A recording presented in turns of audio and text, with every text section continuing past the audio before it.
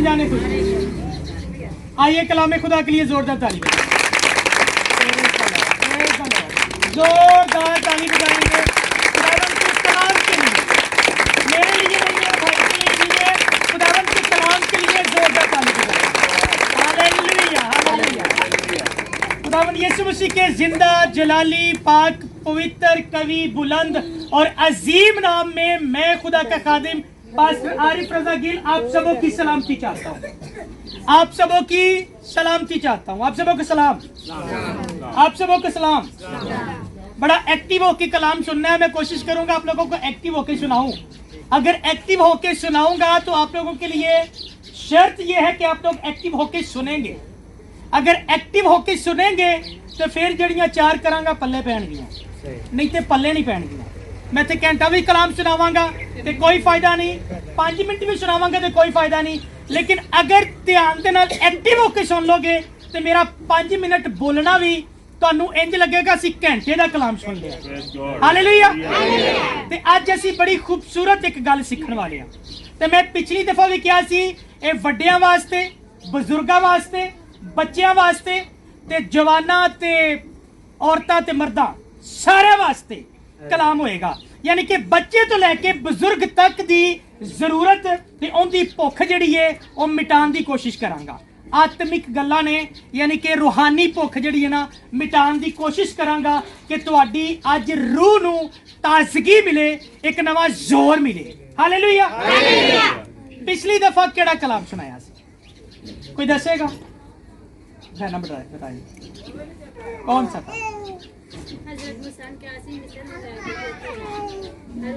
Praise the Lord. Band के लिए जोरदार ताली बजाइए।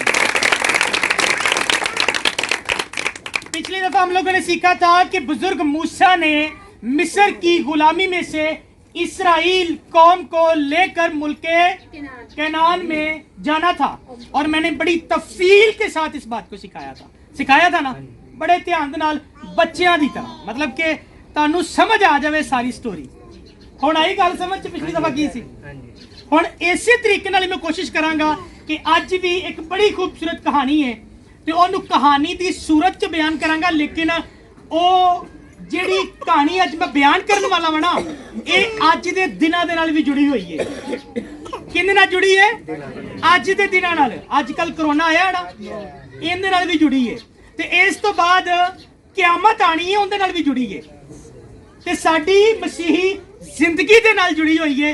ਇਸ ਲਈ ਅਗਰ ਕਿਆਮਤ ਦੇ ਨਾਲ ਤੇ ਅੱਜ ਦੇ ਦਿਨਾਂ ਦੇ ਨਾਲ ਜੁੜੀ ਹੋਈ ਹੈ ਤਾਂ ਸੁਣੋ, ਸੋਚੋ कि किन्ना ध्यान देना सुनने की जरूरत है।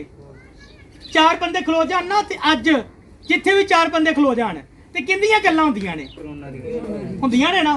ते फिर अगर तुहानू कुछ इस तरह का सिखा के जाइए कि जो कुछ 4 बंदे च खलोवो ते जो कोरोना दी गल्लां होण ते तुसीं कहो हाँ मैं कलाम सिक्खिया सी, ते तुसीं उत्थे कलाम दीयां गल्लां करो, ते फिर गई ना गुड न्यूज़ कलाम अगे दूसरियां तक।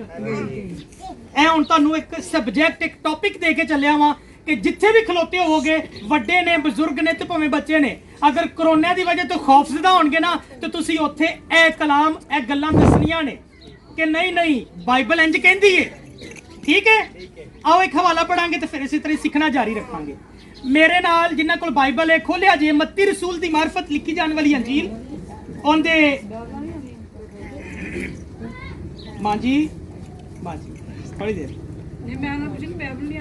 हाँ, मैंने पिछली दफा कहा भी था कि अपनी अपनी बाइबल लेके आनी है। और जरा तवज्जो दियो इधर। अगली दफा ना कोशिश करना है, कोशिश करिया जे कि बाइबल लेके आओ। मैं कैसी भावें पढ़नी आउंदी है ते भावें नहीं आउंदी, और कमो बेश जेहड़ी शरबत्ती ते पिया तो घट्टा तो लगेगा ना उहदे उत्ते कि नाल लेके आओगे कच्छे मार के ते तुसीं ओनू लेके आना अगली दफा।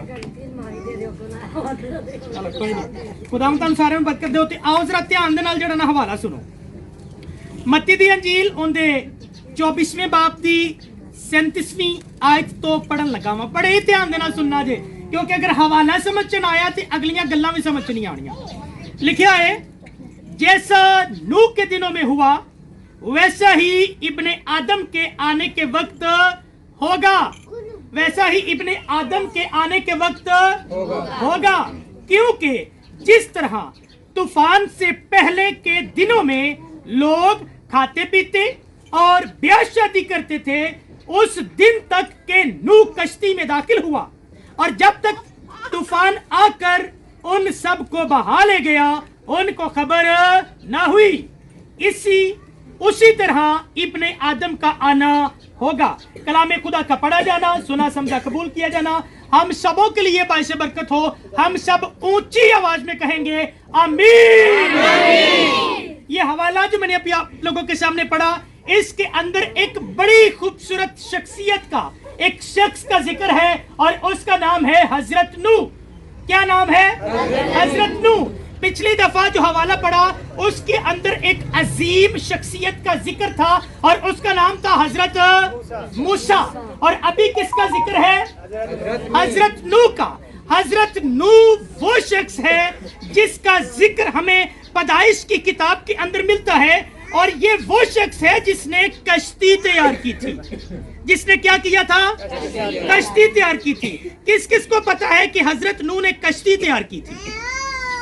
और जब कश्ती तैयार की थी तो कश्ती तैयार करते करते वो एक काम कर रहा था। हेलो भाई जी, सर ध्यान देना, मैं तो ध्यान देना पूछे इधर ध्यान देना सारे। कश्ती बनाते बनाते बुजुर्ग नूह जिसका जिक्र अभी हम कर रहे हैं, वो एक काम कर रहे थे, और वो काम क्या था?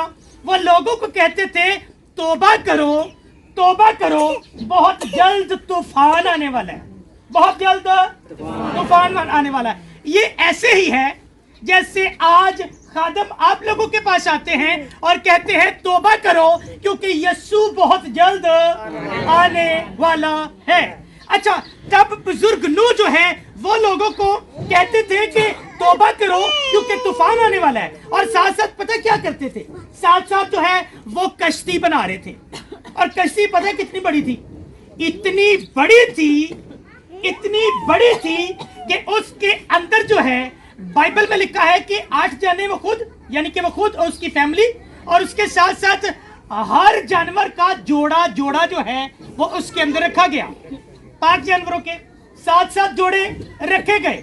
चरिंद परिंद तमाम तर, उड़ने वाले, तैरने वाले, रेंगने वाले, चलने वाले, दौड़ने वाले, फाड़ने वाले, हर तरह के जानदार जो हैं वो उस कश्ती के अंदर रखे गए। अब अंदाजा लगाएं कि कितनी बड़ी कश्ती थी। और वो और उसकी फैमिली यानी कि हजरत नूह और उसके 3 बेटे सिम, हाम और याफत।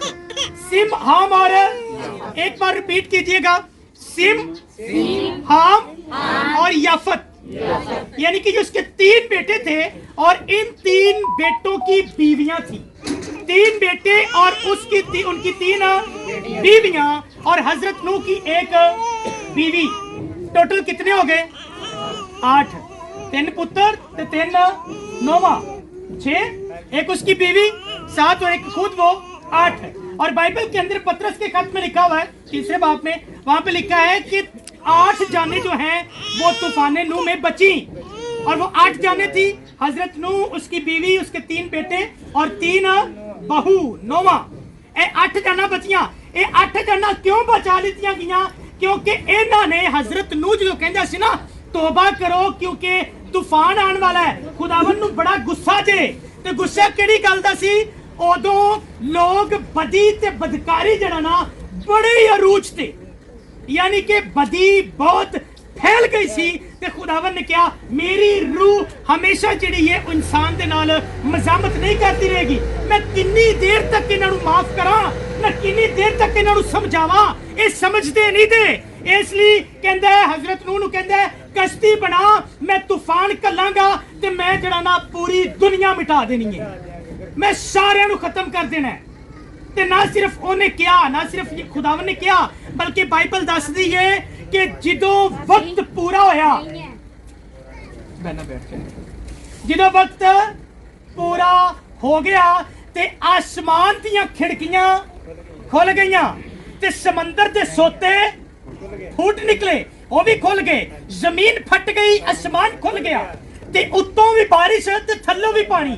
ते इन्ना पानी के पहाड़ दी जड़ी आखिरी चोटी सी ना, पहाड़ दी आखिरी चोटी, और अज दी जड़ी साइंटिस्ट कहंदे ने माउंट एवरेस्ट 1 नंबर ते आ। उस तो बाद केटू है, ठीक है, उस तो बाद थल्ले मजीद पहाड़ियां, सब तो वड्डी पहाड़ी माउंट एवरेस्ट, ठीक है, यानी कि वड्डी तो वड्डी पहाड़ी भी जिहड़ी है ना वो डुब गई, इन्ना पानी चढ़िया। लेकिन उस दौरान सिर्फ 8 जिंदगियां बचियां ते नाल ओ कश्ती ते उहदे विच जिन्ने जानवर जानदार जिहड़े ना सवार सी वो सारे दे सारे बच गए। बचन दे पिछे वजह की सी? वजह यह सी कि जो बजुर्ग नूह ने मुनादी की कि तूफान आने वाला है, उन्होंने ये 8 जिंदगियां ने घर वाले सुन लिया ते मन लई, लेकिन दूजिया ने नहीं मन्नी। ते जिन्हां ने नहीं मन्नी ते बाइबल च लिखिया है कि एक भी जान जिंदा नहीं बची, सारे मर गए। हुण गल करने आ कोरोना वायरस की ते अज दे दौर की। हुण उदों दे दौर च बदी इंतहा दी सी, इथों तक कि मैं अपने लफ्ज़ां च बयान नहीं कर सकता, लफ्ज़ां च बयान नहीं कर सकता कि किस हद तक जड़ा ना बदी सी। ते जेड़ी मैं एक पादरी होंदे बयान नहीं कर सकता, तुसी सोच सकते हो कि गल्लां होणगियां ਜਿਹੜੀਆਂ ਉਸ ਵਕਤ ਦੇ ਵਿੱਚ ਹੋ ਰਹੀਆਂ ਸੀ। ਤੇ ਜਿਹੜੀਆਂ ਉਸ ਵਕਤ ਦੇ ਵਿੱਚ ਹੋ ਰਹੀਆਂ ਸੀ, ਮੈਂ ਫਿਰ ਕਹਾਂਗਾ ਮੈਂ ਬਿਆਨ ਨਹੀਂ ਕਰ ਸਕਦਾ, ਹੁਣ ਵੀ ਹੋ ਰਹੀਆਂ ਨੇ, ਉਹ ਹੁਣ ਵੀ ਹੋ ਰਹੀਆਂ ਨੇ, ਹੋ ਰਹੀਆਂ ਜੀ, ਹੋ ਰਹੀਆਂ। ਸਾਦਾ ਲਫ਼ਜ਼ਾਂ ਚ ਕਹੀਏ ਤੇ ਧੀ ਭੈਣ ਮਹਿਫੂਜ਼ ਨਹੀਂ ਰਹੀ। ਇਹ ਉਦੋਂ ਵੀ ਸੀ ਤੇ ਇਹ ਹੁਣ ਵੀ ਹੈ। ਤੇ ਯਿਸੂ ਮਸੀਹ ਨੇ ਕਿਹਾ ਸੀ, ਉਹਨੇ ਕਿਹਾ ਜਿਸ ਤਰ੍ਹਾਂ ਨੂਹ ਦੇ ਵਕਤ ਹੋ ਰਿਹਾ ਸੀ ਨਾ, ਮੇਰੇ ਆਉਣ ਤੋਂ ਪਹਿਲੇ ਸੇਮ ਉਸ ਤਰ੍ਹਾਂ ਹੀ ਹੋ ਰਿਹਾ ਹੋਏਗਾ। ਤੇ ਕਿਆ ਉਸ ਤਰ੍ਹਾਂ ਹੋ ਰਿਹਾ? मतलब ये आ फिर इनका मतलब ये होया कि यीशु मसीह ने कहा मेरे आने तो पहले नूह दे दौर वर्गा दौर होएगा। ते अगर वो उस तरह ही है तो फिर यीशु नजदीक है, उनका आना नजदीक है। ते अगर उनका आना नजदीक है ते जो 8 जाना कश्ती दे विच सवार हो गईयां ते वो बच गए, ते अज असी की करना है? असी भी एक कश्ती जिंदा ना है, खुदावंद यीशु मसीह उनदे विच सवार हो जाना है, यानी कि ओनू अपनी जिंदगी दे विच ले लेना है। ते अपनी जिंदगी जिहड़ी एक कश्ती दी मानी दे, एक कश्ती ओनू दे देनी है। पतरस मच्छियां फड़न वाला पता होंदा, मच्छियां फड़दा पिया सी ते यीशु मसीह कोल आया ते आके कहंदा मैनू तेरी कश्ती चाहिदी है। की चाहिदी है? मैनू तेरी कश्ती चाहिदी है। ते अगों पतरस की कहंदा है? पतरस ने किश्ती तां दे दित्ती, किश्ती दे दित्ती। ते जदों किश्ती च बह गया ते बह के उन्हें की कीता, उस कश्ती दे विच बह के उन्हें कलाम दीयां गल्लां कीतियां। ਜਿਹੜੇ ਕੋਲ ਖੜੇ ਸੀ ਸਾਰੇ ਉਹਨਾਂ ਨੂੰ ਕਲਾਮ ਸੁਣਾਉਣਾ ਸ਼ੁਰੂ ਕੀਤਾ। ਤੇ ਜਦੋਂ ਉਸ ਪਤਰਸ ਨੇ ਆਪਣੀ ਕਸ਼ਤੀ ਦੇ ਦਿੱਤੀ ਤੇ ਫਿਰ ਬਾਈਬਲ 'ਚ ਲਿਖਿਆ ਹੈ ਉਹਦੀ ਕਸ਼ਤੀ ਨਾ ਸਿਰਫ ਯਿਸੂ ਮਸੀਹ ਦੇ ਨਾਲ ਬਲਕਿ ਮੱਛੀਆਂ ਦੇ ਨਾਲ ਵੀ ਭਰੀ, ਜਿਹਨੂੰ ਅਸੀਂ ਕਹਿੰਦੇ ਆ ਬਰਕਤ, ਬਰਕਤ ਦੇ ਨਾਲ ਭਰ ਗਈ। ਜਦੋਂ ਯਿਸੂ ਦੀ ਕਸ਼ਤੀ 'ਚ ਬਹਿ ਗਿਆ ਤੇ ਉਹਨੂੰ ਕਹਿੰਦਾ ਕਸ਼ਤੀ ਨੂੰ ਗਹਿ ਦੇ ਵਿੱਚ ਲੈ ਜਾ ਤੇ ਤੈਨੂੰ ਮੈਂ ਜਿੱਥੇ ਕਵਾਂਗਾ ਉੱਥੇ ਜਾ ਕੇ ਜਾਲ ਸੁੱਟ। ਹੁਣ ਇੱਥੇ ਪਤਰਸ ਕੀ ਕਹਿੰਦਾ ਹੈ? ਕਹਿੰਦਾ ਕਿ ਯਿਸੂ ਜੀ ਉਸਤਾਦ ਮਾਲਿਕ ਸਾਰੀ ਰਾਤ ਜਾਲ ਪਾਇਆ ਏ, ਮੱਛੀ ਕੋਈ ਨਹੀਂ ਫੜੀ। ਤੇ ਇੱਕ ਉਹ ਸ਼ਖਸ ਜਿਹੜਾ ਮਾਹਿਰ ਤੇ ਜਿਹੜਾ ਉਸਤਾਦ ਬੰਦਾ ਜਿਹਨੂੰ ਆਪਣੇ ਕੰਮ ਦਾ ਬੜਾ ਨੌਲੇਜ ਸੀ, ਕਹਿੰਦਾ ਸਾਰੀ ਰਾਤ ਜਾਲ ਪਾਇਆ ਕੋਈ ਮੱਛੀ ਨਹੀਂ ਫੜੀ। ਯਿਸੂ ਨੇ ਕਿਹਾ ਜਦੋਂ ਮੈਂ ਕਹਿ ਰਿਹਾ ਕਿ ਚੱਲ ਕੇ ਜਾਲ ਸੁੱਟ ਤੇ ਫਿਰ ਸੁੱਟ। ਤੇ ਸਿੱਖਣ ਵਾਲੀ ਗੱਲ ਹੈ ਜਦੋਂ ਪਤਰਸ ਨੇ ਯਿਸੂ ਦੀ ਮੰਨੀ ਤੇ ਜਾਲ ਭਰਿਆ ਕਿ ਨਹੀਂ ਭਰਿਆ, ਤੇ ਉਹਦੀ ਕਸ਼ਤੀ ਭਰੀ ਕਿ ਨਹੀਂ ਭਰੀ। ਤੇ ਕਸ਼ਤੀ ਕਿਉਂ ਭਰੀ? ਕਿਉਂਕਿ ਉਹਨੇ ਆਪਣੀ ਕਸ਼ਤੀ ਕਿਹਨੂੰ ਦਿੱਤੀ? ਯਿਸੂ ਨੂੰ। ਤੇ ਅਸੀਂ ਅੱਜ ਕੀ ਕਰਨਾ ਹੈ? ਆਪਣੀ ਜ਼ਿੰਦਗੀ ਦੇਣੀ ਹੈ ਯਿਸੂ ਨੂੰ। ਤੇ ਜਦੋਂ ਜ਼ਿੰਦਗੀ ਯਿਸੂ ਨੂੰ ਦੇ ਦਿਆਂਗੇ ਤੇ ਜਿਵੇਂ ਪਤਰਸ ਦੀ ਕਸ਼ਤੀ ਭਰ ਗਈ ਉਵੇਂ ਸਾਡੀ ਜ਼ਿੰਦਗੀ ਵੀ ਬਰਕਤ ਦੇ ਨਾਲ ਭਰ ਜਾਏਗੀ। ਹਾਲੇਲੂਇਆ। ਤੇ ਅਗਰ ਅਸੀਂ ਇਸ ਗੱਲ ਨੂੰ ਅੱਜ ਮੰਨਨੇ ਆ ਕਿ ਇਹ ਵਕਤ ਉਹ ਵਕਤ ਹੈ ਜਿਹੜਾ ਵਕਤ ਨੂਹ ਦੇ ਦਿਨਾਂ 'ਚ ਸੀ, ਤੇ ਫਿਰ ਅੱਜ ਅਸੀਂ ਆਪਣੀ ਜ਼ਿੰਦਗੀ ਨੂੰ ਖੁਦਾਵੰਦ ਲਈ ਪੇਸ਼ ਕਰ ਦੇਣਾ ਹੈ। ਕਿਉਂਕਿ ਅੱਜ ਜੋ ਹੋ ਰਿਹਾ ਹੈ ਇਹ ਸਾਰੀਆਂ ਚੀਜ਼ਾਂ ਜਿਹੜੀਆਂ ਨਾ ਇਹ ਉਦੋਂ ਵੀ ਹੋ ਰਹੀਆਂ ਸੀ। ਤੇ ਹੋ ਕੀ ਰਿਹਾ ਹੈ? ਅਸੀਂ ਪੜ੍ਹਿਆ ਕੀ ਹੈ? ਲਿਖਿਆ ਹੈ ਕਿਉਂਕਿ ਜਦੋਂ मेरा आना होएगा लोग खा पी रहे होंगे, शादी ब्याह कर रहे होंगे। शादी ब्याह हो रहे ने, लोग खा पी रहे ने, हर जगह ते खान पीन दियां दुकानां ਤੇ ਲਾਣ ਪਾਣ ਦੀਆਂ ਦੁਕਾਨਾਂ, ਕੱਪੜਿਆਂ ਦੀਆਂ ਦੁਕਾਨਾਂ, ਢੇਰ ਲੱਗਾ ਪਿਆ ਤੇ ਕਦੀ ਵਕਤ ਹੁੰਦਾ ਸੀ ਇਸਲਾਮੀ ਰੋਜ਼ੇ ਚੱਲਦੇ ਪਏ ਨੇ ਤੇ ਰੋਜ਼ੇ ਆ ਜਾਣੇ ਤੇ ਬਾਹਰੋਂ ਕੁਝ ਖਾਣ ਨੂੰ ਲੱਭਦਾ ਨਹੀਂ ਸੀ, ਲੇਕਿਨ ਰੋਜ਼ਿਆਂ ਦੇ ਬਾਵਜੂਦ ਸਾਨੂੰ ਜਿਹੜਾ ਨਾ ਦੁਕਾਨਾਂ ਤੋਂ ਖਾਣ ਨੂੰ ਮਿਲ ਜਾਂਦਾ, ਯਾਨੀ ਕਿ ਖਾਣ ਪੀਣ ਨੂੰ ਕੰਮ ਵਾਧੂ ਇਹਦੇ ਨਾਲ ਕਰੋਨਾ ਦੇ ਵਿੱਚ ਸ਼ਾਦੀਆਂ ਤੇ ਪਾਬੰਦੀ ਲਾ ਦਿੱਤੀ ਹੈ, ਇਹਦੇ ਬਾਵਜੂਦ ਲੋਕੀ ਸ਼ਾਦੀਆਂ ਕੀਤੀ ਜਾ ਰਹੇ ਨੇ, ਕਰ ਰਹੇ ਕਿ ਨਹੀਂ ਕਰ ਰਹੇ? ਤੇ ਬਾਈਬਲ ਕੀ ਕਹਿੰਦੀ ਹੈ? ਬਾਈਬਲ ਕਹਿੰਦੀ ਹੈ ਮੇਰੇ ਆਉਣ ਤੋਂ ਪਹਿਲੇ ਜਿਹੜਾ ਨਾ ਲੋਕੀ ਖਾਣ ਪੀਣ ਚ ਮਸਰੂਫ ਹੋਣਗੇ ਤੇ ਨਾਲ ਸ਼ਾਦੀ ਵਿਆਹ ਕਰ ਰਹੇ ਹੋਣਗੇ, ਨਾਲ ਬਿਲਡਿੰਗਾਂ ਬਣਾਉਣ ਦੇ ਵਿੱਚ ਮਸਰੂਫ ਹੋਣਗੇ। ਅੱਜ ਐਵੇਂ ਹੀ ਹੈ। ਅੱਛਾ, ਲੋਕੀ ਚਾਰ ਬੰਦੇ ਜਿਵੇਂ ਮੈਂ ਕਿਹਾ ਹੀ ਖੜੇ ਹੋ ਜਾਂਦੇ ਨੇ ਤੇ ਕਰੋਨਾ ਦੀਆਂ ਗੱਲਾਂ ਕਰਦੇ ਨੇ, ਤੇ ਅੱਜ ਕੱਲ ਜਿਹੜੀ ਡਿਸਕਸ ਹੋ ਰਹੀ ਇੰਡੀਆ ਦੀ। ਇੰਡੀਆ 'ਚ ਬੜਾ ਬੁਰਾ ਹਾਲ, ਇੰਡੀਆ 'ਚ ਬੜਾ ਬੁਰਾ ਹਾਲ, ਲੋਕੀ ਤਾਂ ਮਰਦੇ ਜਾ ਰਹੇ ਨੇ, ਲੋਕੀ ਤਾਂ ਤਬਾਹ ਹੁੰਦੇ ਜਾ ਰਹੇ ਨੇ।